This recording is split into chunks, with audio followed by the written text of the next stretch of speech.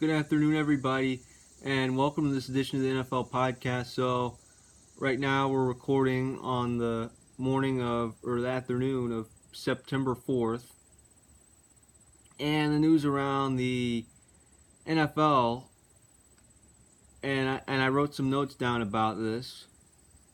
So, I want to talk about Ezekiel Elliot before and after. Since this morning, from multiple sources, I saw it from Bleacher Report, NFL.com, or the NFL app, and ESPN.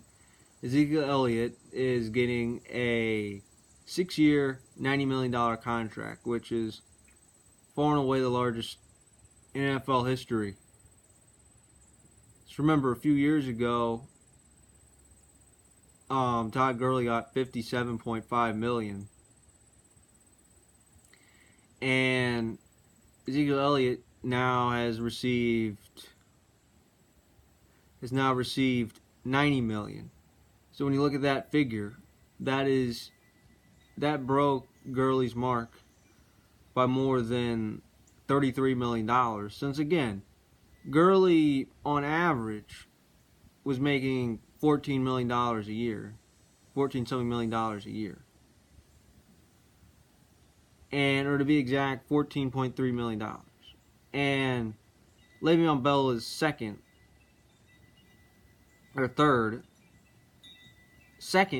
second at $13 million. So was David Johnson. And fourth, this is before he signed the contract. So Devontae Freeman was at $8.25 million. So Ezekiel Elliott right now is making twice as much. He's going to make $15 million a year on average. And granted, not all that's going to be cap hits. They may vary, whether it's front-loaded, back-loaded.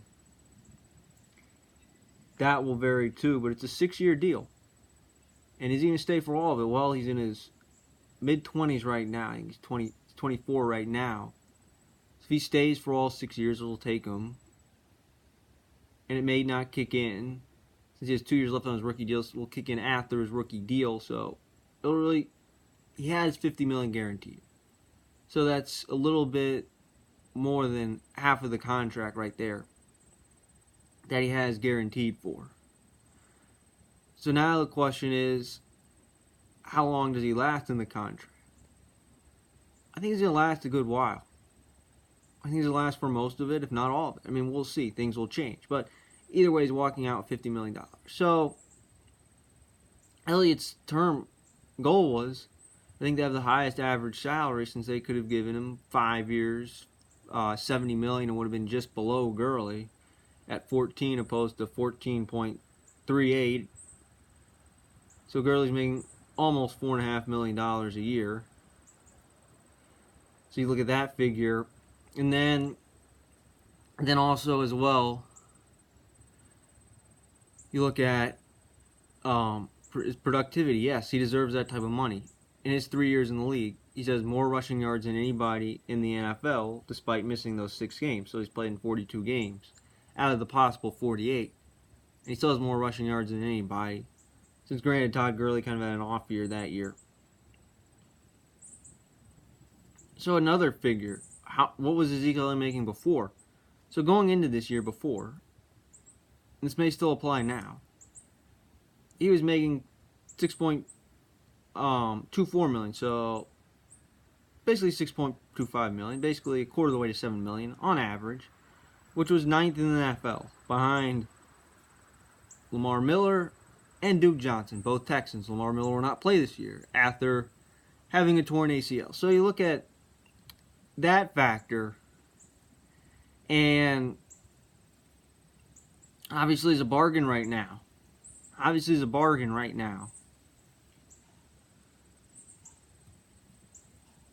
There's a bargain in terms of salary. Then you look at his increase. So it goes from basically 9th to 1st. He's going to be making $15 million a year. That's what he wanted.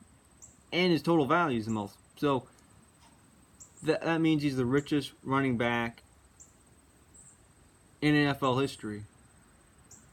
And yesterday it was reported that he was flying to Dallas. So my thoughts were yesterday that he is close to getting a deal done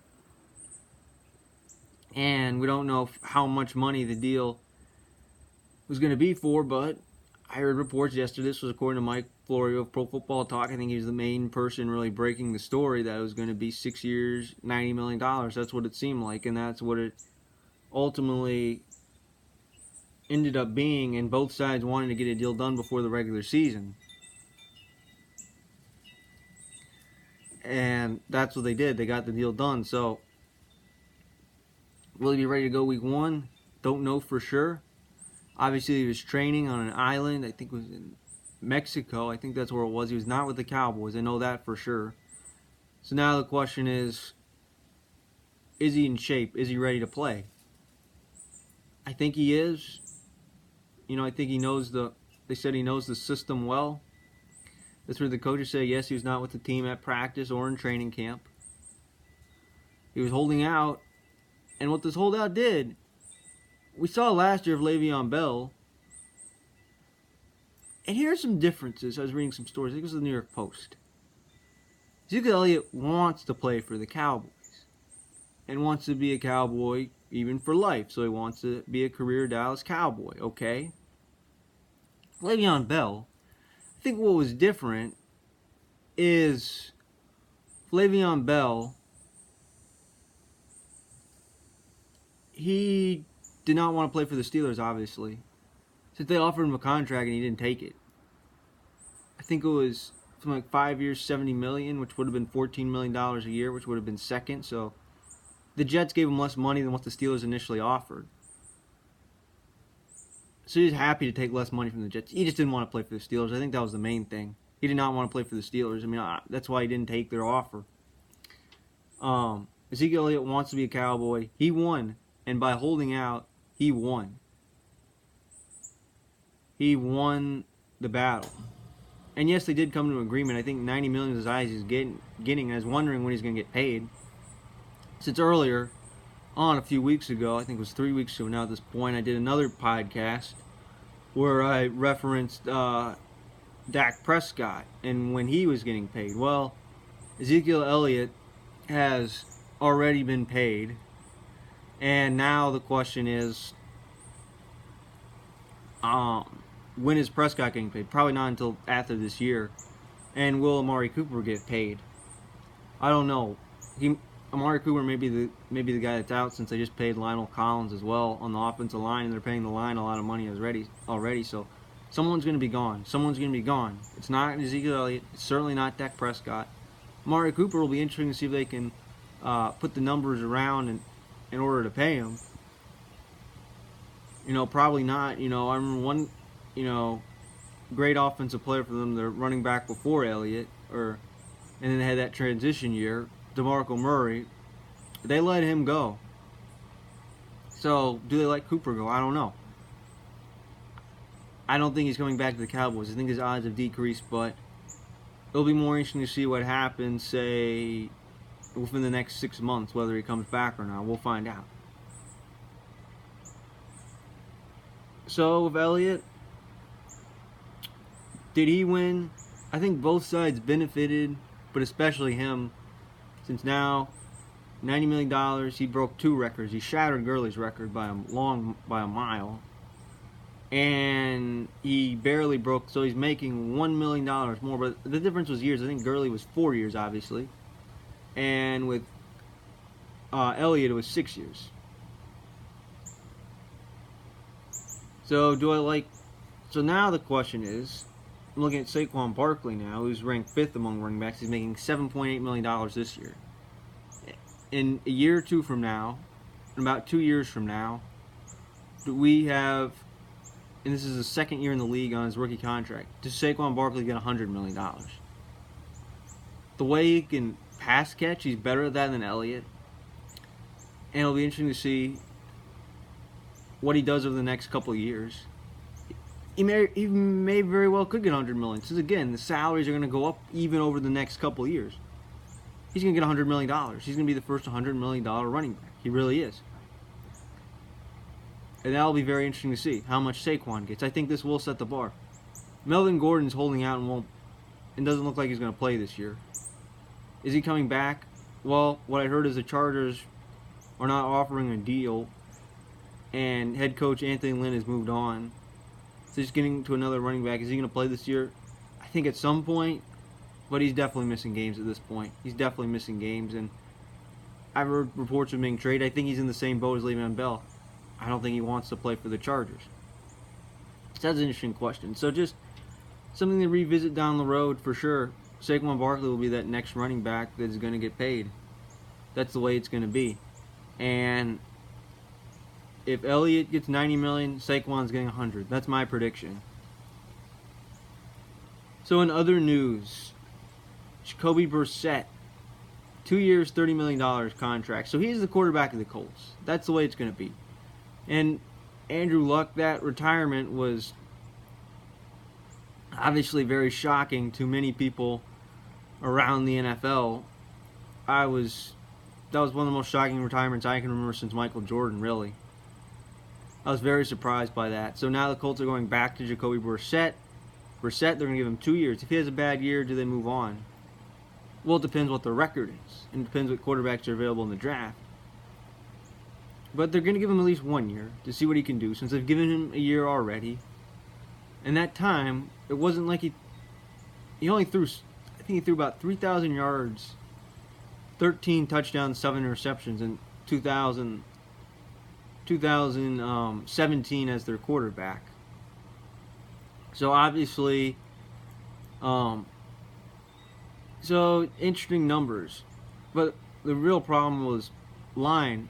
Not all, it was partially his fault, partially the line's fault, or he had something to do with it, but for Andrew Luck last year, the line was great for him, so again, he's going to have a much better offensive line than what they had in 2017. I mean, look at to what he was, I think he was sacked like 3 times more than what Andrew Luck was sacked.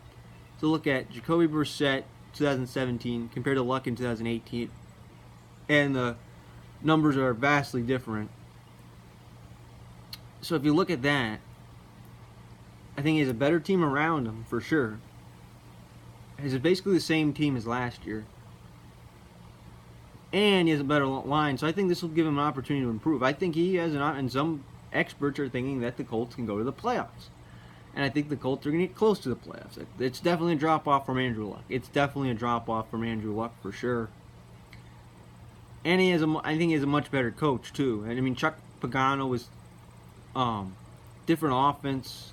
Chuck Pagano was the head coach, clearly a new offensive coordinator. He's in Frank Reich's system now, and if there's anybody who knows what it's like to work with backup quarterbacks, it's him, who worked very closely with Nick Foles during that Super Bowl run, and when Carson Wentz got hurt. So, and that's another plus. Frank Reich has experience making adjustments to the backup quarterbacks in unexpected situations. So does that mean the Colts are going to win the Super Bowl? No, that does not. But that does mean they can be competitive, and they can still win the division. I still think they'll be a competitive team, and we're not just going to look down on the Colts. I don't think we'll be that Peyton Manning level drop-off. I really don't. Where they go from, they're a playoff team to one of the worst teams in the league. I don't think they're going to have that type of drop-off. Now, are they a Super Bowl contender? No. Are they a playoff contender? Yes.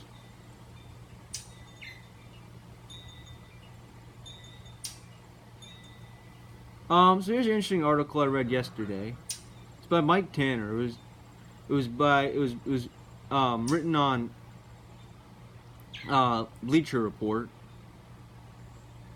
and it said, this is just his opinion, problems that will solve Ezekiel Elliott's holdout. And I think this was applied to running backs. So it raised a question. Let players go in the NFL earlier. So basically what that means is the NFL should have one and done, or one and done like in college basketball, or let guys go in earlier, maybe let guys leave after 2 years. Since again, thinking about those running backs, like think about running backs that were clearly ready for the league. Like Leonard Fournette, he was ready for the NFL after 2 years, maybe even after 1 year. Ezekiel Elliott, he was ready. some of these running backs, I think, are ready for the NFL after 2 years. And many of these players may be ready for the NFL after 2 years. I don't think they need the 3 years. So the question is, and now I'm going to form my own opinion, should we let NFL or college players or even high school players go directly into the league at 18, 19 years old? Well, I think we should. Now, granted, I don't think veteran NFL players want to compete against 19-year-old kids. And you might have the same scenario, one and done, or like the NBA, you've seen guys who were maybe not ready for the NBA yet, and they left after their freshman year, and they're a 30th pick overall or second-round pick, or many guys undrafted before, when they had college eligibility left, they weren't ready yet, and their careers took them elsewhere. Now in basketball, you have a lot of other options. You can go to the D League, you can go to the Euro League, you can go all over Europe, or wherever. A lot of good options, right? In football, it's not the case. Like, there will be 19-year-olds, 19, 20-year-old kids that decide to enter the draft early. I'm saying if this is allowed, and they'll go to training camp or be undrafted free agents, and they'll be cut. And a year ago they were freshmen in college. Now they're 19. They don't have anywhere to go, so they'll be that reality too. Now, granted, I think many players won't be ready for the NFL at 19. But if you think you're going to be a first-round pick and you're ready for the league, and this is mostly applying to running backs, since they think they only have so much they can handle. You know, they're sort of like pitchers, where you can't run them into the ground. You can't give them 400 carries every year. And granted, they have limits. They can only take so much over time. Like, that's why running backs, many of them decline greatly by age 30. Think about Sean Alexander, best player in the league, MVP as a running back. 3 years later, he's pretty much done. They can decline very quickly. Daniel Tomlinson, age 30, he was really never the same as he was, say, at 26, 27. There's a bunch of stories out there. So age 30 for a running back is usually the turning point of their careers, and when you expect them to be, say, productive or not. So you think about college, like those workhorse running backs, like all the carries that Melvin Gordon got. Think about what Derrick Henry got his Heisman winning year. Think about Ezekiel Elliot. Think about the load they get in college, and now all of a sudden that might have been a year they might have lost in the NFL. So if they're ready, I remember Maurice Clarett tried to do this, I think it was in 2003. He tried to go to the NFL early, and he was shut down by the NCAA. So the question is, do we want players going to the league earlier? Again, I addressed earlier, like in the NBA, there's going to be guys that are 19 years old that could be undrafted, that thought they're ready and they weren't, and they're cut from training camp at a very young age. So there are possibilities of that. There are, and like the NBA, where one and done may be going away, where they may be letting players not necessarily go to the league right away, but maybe go to the G League or whatever. More and more guys are going to Europe. I don't see any leverage of that happening, of the eligibility changing or anything like that. 3 years, I think, is too long. Honestly, I think football, and they don't have this, they should develop a minor league system where, let's say you're 19 years old, you're not ready for the NFL, but you want to make money. You play there for a year or two, or guys on the practice squad play there.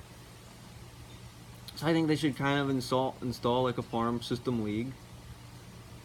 Maybe that's done in the spring or whatever. Like, unfortunately, the Alliance of American Football, that failed miserably. It lasted weeks, not months, much less years. And I think they're starting a new league or something like that. So that's an interesting question right there. My final answer: should we change the rules? Yes, I think we should. I think we should allow people more freedom to come in the NFL earlier. And granted, I don't think that many of them are ready, but if guys feel they're ready for the NFL, I think they should be allowed to leave college earlier. And especially running backs so they can get more NFL experience and have maybe more productive years and get their carries at a younger age, since maybe those years in college is a year they could have had in the league when they're ready. And this could be for all sorts of positions. Like, is Trevor Lawrence ready for the NFL? Yes, he is, but he's going to have to stay in college for 2 more years. This applies to everybody. 3 years. So everybody. So that's why in the NFL, you don't see 18, 19-year-old players like you do in the NBA or NHL. Heck, even Major League Baseball, there's 19, 20-year-olds. Most players coming in the league are 21, 22 years old who play in college, or even older than that, maybe even 22, 23, depending on whether they redshirted, whether they stayed for 4 or 5 years, whatever. So it's different. And the career length is shorter. So that's why you see running backs, and this is talking about Melvin Gordon and Ezekiel Elliot, usually when guys, after they're played 3 or 4 years, running backs, that's when they cash in. Like a great example of that was DeMarco Murray. Had played 4 years in Dallas, his 4th year was great, rushed for 1,800 yards, got a contract from the Eagles, and granted, guaranteed money and stuff. So he got, I have to look up the exact details, but he lasted just 1 year.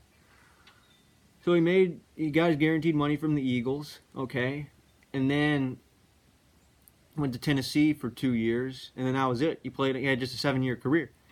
So even when he got his big payday, his career was more than halfway over already. Or think about it in this terms, in the middle of that huge contract year,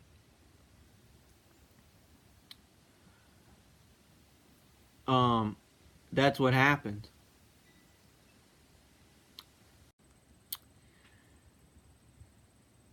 And yeah, so that's why these especially running backs try to get those paydays, since they may only have one payday, and that may be it. They sign when they're 25 or 30.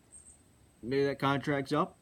They go elsewhere or they get released, and that's it. So again, if you're a running back, that is they have some of the shortest careers in sports. So they really try to take advantage of that opportunity.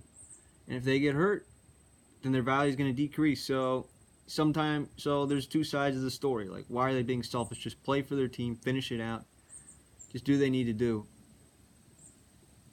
Or, of course,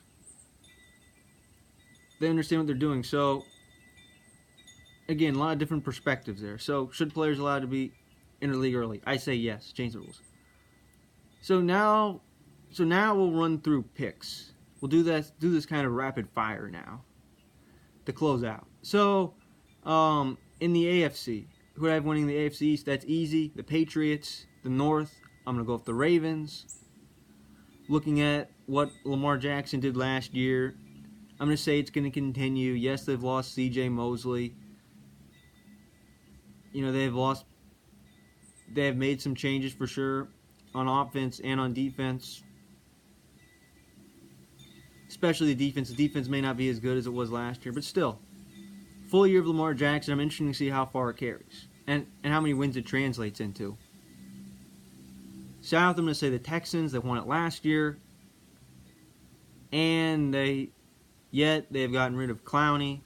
So that may benefit the Seahawks, and that may be a decline on the Texans.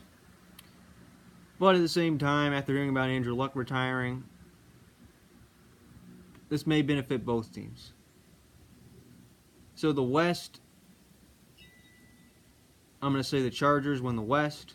And then the wild cards, Chiefs and the Browns. And the Browns is a wild card. Many people have them winning the division. If not, and Vegas, they have very high Super Bowl odds compared to the rest of the league. I think it's like the 5th highest odds or something. But the Browns, I feel like a lot of teams, they have a lot of hype. I feel like there's going to be some moments where they struggle. They're still going to make it to the playoffs. But I feel like they're not going to be as good as what people think. They're not going to run away from the division. So now the seeding. So I have the Patriots as the 1 seed, Chargers as the 2 seed. And like, you know how we do those NFL playoff podcasts? It's not really a deep dive in each team. This is just a rapid fire preseason prediction. So 1 seed the Patriots, 2 seed the Chargers, 3 seed I'm going to have the Texans,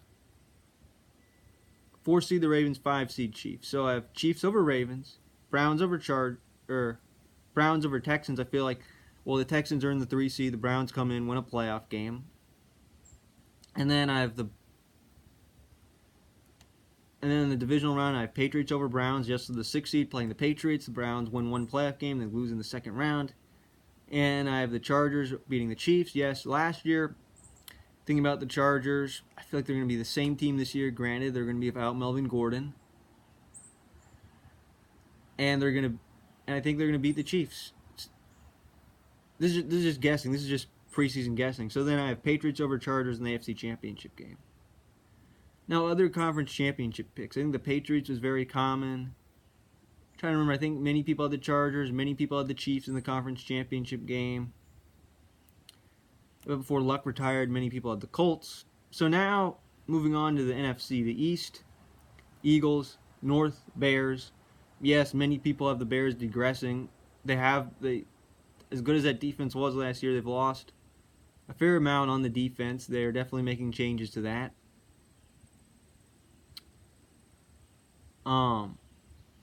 Saints winning the South, Rams winning the West. Some people, I think, have the Rams missing the playoffs. That's very few. Many people have the Seahawks winning the West. Wild card, I'm having the Cowboys. Some people have the Cowboys going to the Super Bowl. And Vikings. Some people have the Vikings going to the Super Bowl in picks. So the seeding. 1 Saints, 2 Eagles, 3 Rams, 4 Bears, 5 Cowboys, 6 Vikings. So the wild card, I have Cowboys over Bears, and then Rams over Vikings, and then I have the Saints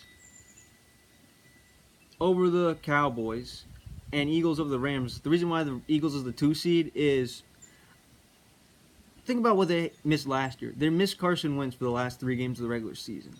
They didn't have him in the playoffs at all. I think he missed him like 5 games last year. And they really had very limited running. They had no secondary for much of the year. I mean, that was a huge weakness for them. They had so many injuries there. That was a weakness. So they regressed all around, and despite that, they still made it to the playoffs. So bringing back Wentz, we know what he can do when he's healthy. I think he returns to 2017 form. They're a healthy team again. So, yeah, I think they do win the division. They're better than what they were last year. They had a lot of reasons for decline. So that now, that's why I have them as a 2 seed. And the Cowboys, I think they're good, but they're not as good as the Eagles, I don't think, when the Eagles are at full strength. That's what it's looked like, especially in 2017. And I think they lose in the divisional round again. They lose to the Saints. And the Eagles beat the Rams. They beat them last year. That looked like to be their elimination game. Again, as a shorthanded team. So now I see the Eagles beating the Rams this year. And this is just guessing. So Saints over Eagles. And my Super Bowl 54 prediction, Patriots over Saints. Yes, the Patriots won the Super Bowl last year. Even when I thought they were done. They are not done. As long as things stay what I think it's going to be, as long as Brady's still great or even very good, it's going to be very similar. You always think you can count out the Patriots. Last year, I guarantee you, when they lost the Lions in Week 3, people were counting them out. They were 9-5. They won the last 2 games, 11-5.